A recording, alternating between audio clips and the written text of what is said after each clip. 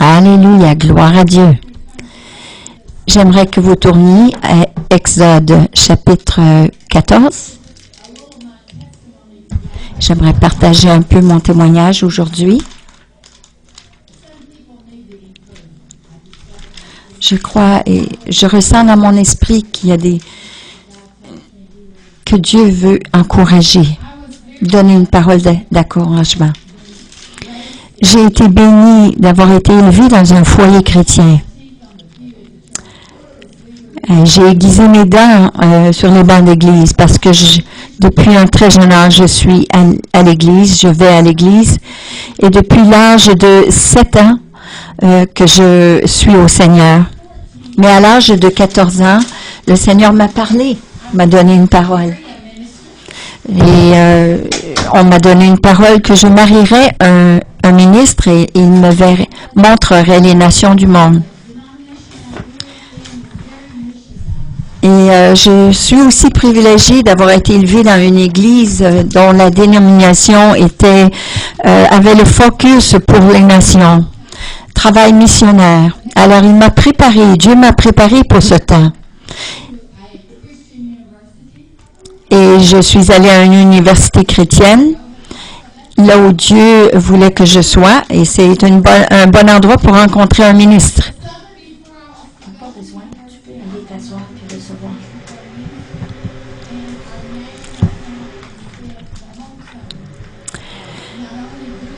Et là, je suis allée à un camp pour l'été entier, complet pour recevoir.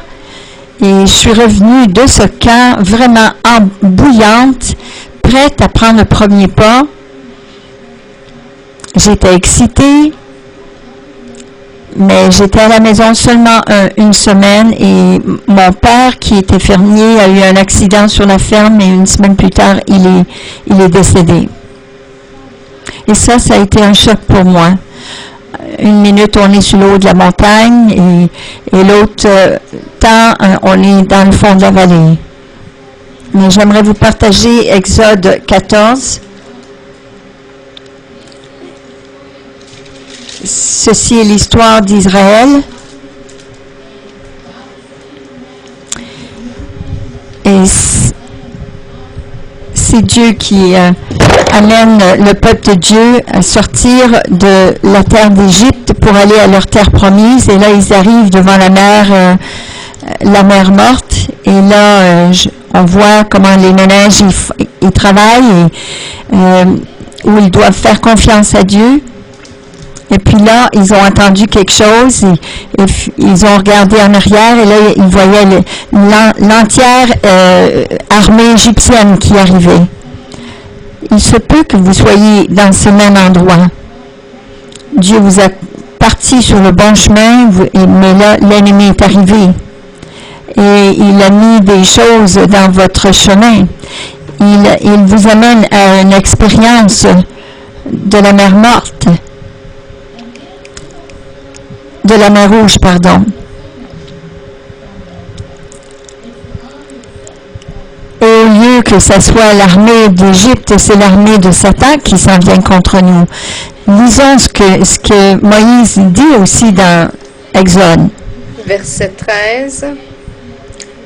N'ayez pas peur, répondit Moïse. Tenez bon et vous verrez comment le Seigneur interviendra aujourd'hui pour vous sauver. En effet, ces Égyptiens que vous voyez aujourd'hui, vous ne les reverrez plus jamais.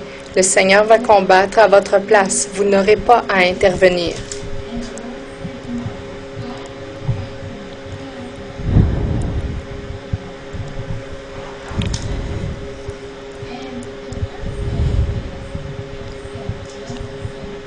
La première chose, c'est que Moïse dit « Soyez tranquilles, restez en silence, gardez le silence. » Et c'est un problème que nous avons souvent. Lorsqu'il y a des difficultés, nous allons immédiatement à Dieu et nous prions. Mais souvent, nous commençons à parler tellement... Dieu aimerait bien nous parler, mais on ne l'entend pas parce que nous sommes en train de lui dire « Oh, qu'est-ce que nous ressentons, comment ça va pas bien. » Et c'est correct ça. Mais il y a besoin d'avoir un temps où on a besoin de garder silence. d'être silencieuse et de garder nos oreilles ouvertes pour entendre ce que Dieu a à nous dire. Et je crois que nous avons les problèmes. Souvent, je crois que si nous nous arrêtions et gardons le silence, nous allons entendre la réponse à notre problème.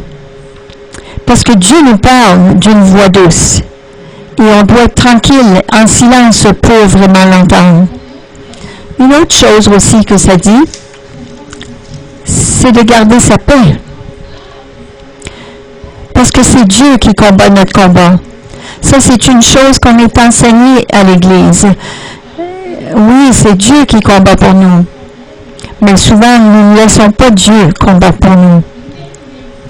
Nous pensons qu'il a besoin de l'aide, alors on essaie de faire le travail nous-mêmes.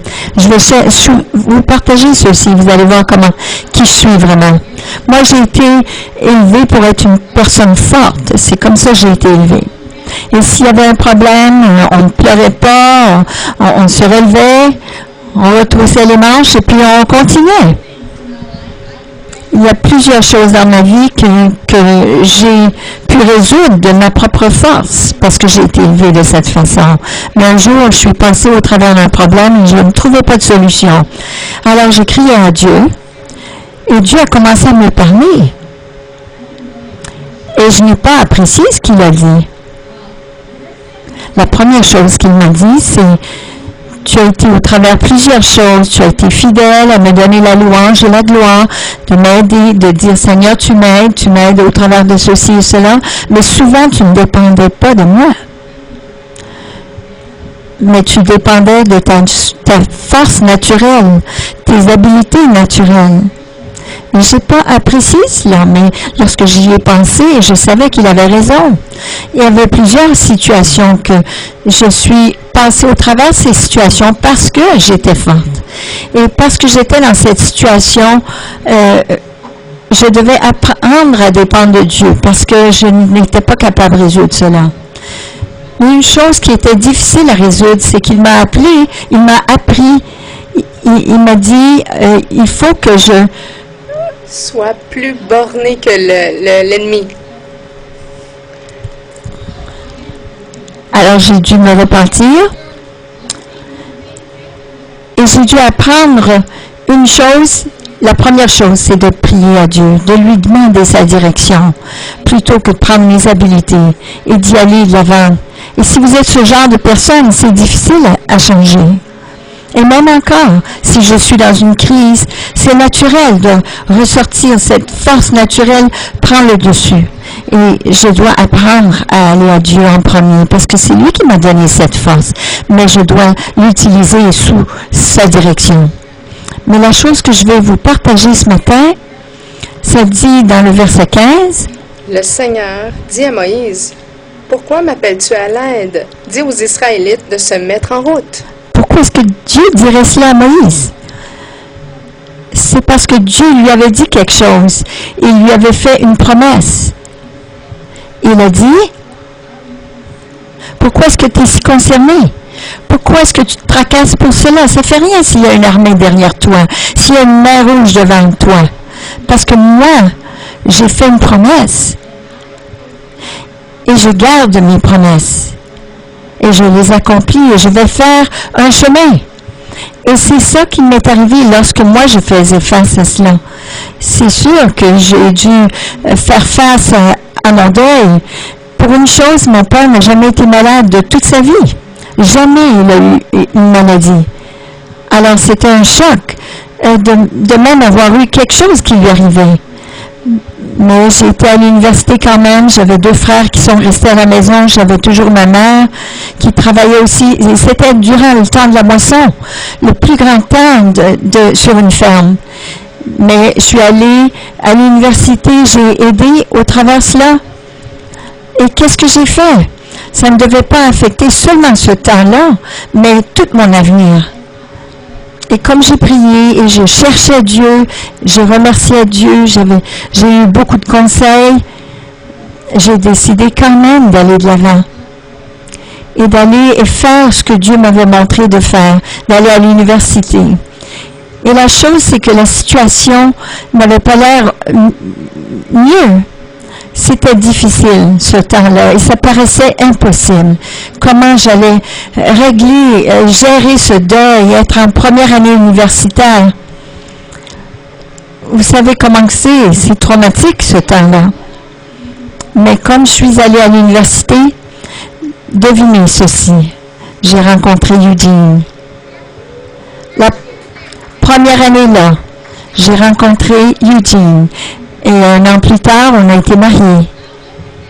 Et je vois cela maintenant, et je vois, j'aurais pu mis un délai à ce que Dieu avait planifié si je n'avais pas gardé mes yeux sur lui et sur la promesse, la parole qu'il m'avait dit. Et plusieurs parmi vous avez entendu une parole. Et vous avez entendu Dieu, et votre situation semble impossible. Mais une chose j'ai compris dans ma vie chrétienne, c'est qu'il n'y a rien d'impossible à Dieu. Et souvent, lorsque vous voyez une mer devant vous, vous devez apprendre à marcher sur l'eau. Parfois, on veut que ça parte immédiatement. Et parfois, je suis allée jusqu'à mes genoux dans l'eau. Et parfois, je suis allée jusqu'à ma taille avant que Dieu réponde. Mais Dieu a toujours agi. Il ne m'a jamais failli. Il ne m'a jamais laissé tomber. Et parfois, il y a des gens ici qui attendent. Et comme Moïse, Dieu dit, allez de l'avant. Si vous allez vous tremper les pieds, ça ne fait rien. Dieu n'a pas changé d'idée. Et ce qu'il vous a donné comme parole, il le gardera. Il va faire quoi que ce soit. À ce peu que vous allez marcher sur l'eau, ça se peut qu'il va construire un pont, mais qu'importe, on doit lui faire confiance, à tel point qu'on a besoin de se faire mouiller les pieds parfois, avant même qu'il agisse. Mais comme je vous ai dit, j'ai rencontré Eugene, et depuis ce temps-là, Dieu nous a conduits, étape par étape, jusqu'à ce qu'on arrive aujourd'hui. Mais j'avais un choix de croire à la parole que Dieu m'avait donnée. Parce qu'importe ce que vous vivez ce matin, Dieu ne veut pas que vous arrêtiez, il veut que vous alliez de l'avant. Et Dieu est fidèle pour vous donner des gens, pour vous encourager avec la parole. Et c'est pour cela que c'est important qu'on ait une connexion avec les autres. Alors, je veux entendre des témoignages lorsque je reviendrai la prochaine fois. Parce que vous êtes prêts à aller de l'avant, qu'importe les obstacles. Que Dieu vous bénisse.